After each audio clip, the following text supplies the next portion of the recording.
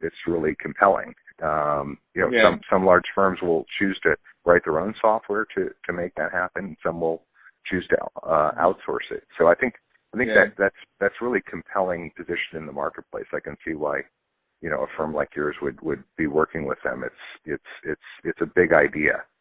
So it sounds from what you're saying, it sounds like they still have a lot of potential for improvement in what they are doing already, like aka the platform and software.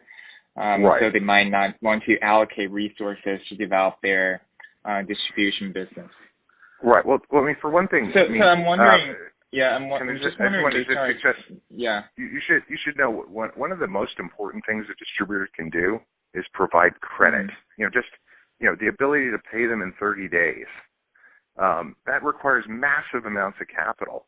I don't know how far along ConnectWise is in their funding strategy, but no venture capitalist wants to get involved in that kind of balance sheet exercise.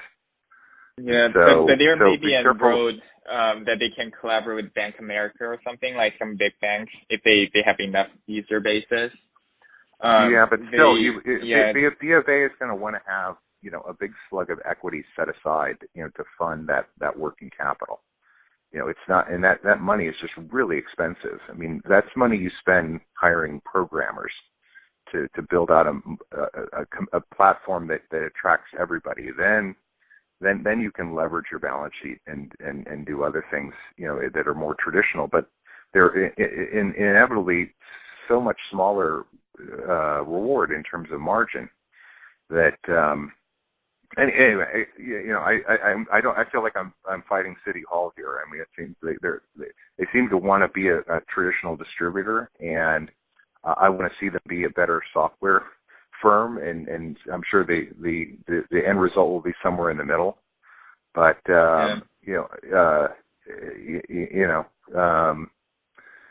anyway, so we'll never resolve that in this call, and I don't want to force my views too forcefully. I don't want to offer my views too forcefully along those lines. Yeah, it's great. It's great to have you as a thought partner. But I'm just wondering, like, based on your experience, how likely this kind of scenario would happen.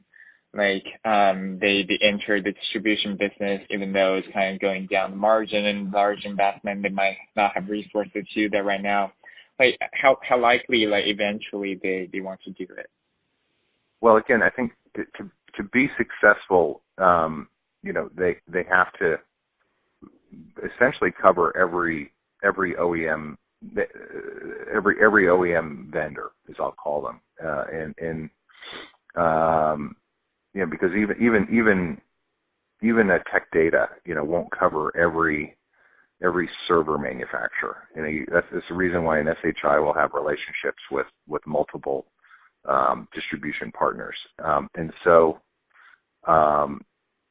if their ambition, if they feel, it seems as if for this business model to work, they have to have almost, complete coverage of every product out there. And I don't know, man's got to know his limitations, I suppose. And if that's the case, can they ever really, reach that kind of coverage? So you mentioned Cisco. What happens when the customer wants HP or some other related brand?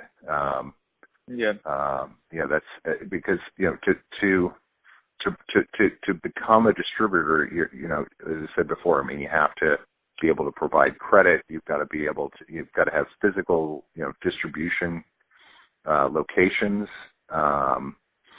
You've got to staff a sort of first-level technical support or pre-sales capability. Those are expensive and hard to find people. You have to be able to get the stuff from one place to another on time. No small feat.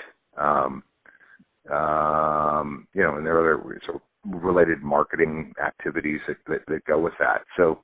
Again, I mean, if in that case, we're talking about something very different than just writing great software that makes resellers want to use their software product to manage a really messy business. So if you have to rate the likelihood of this happening, you would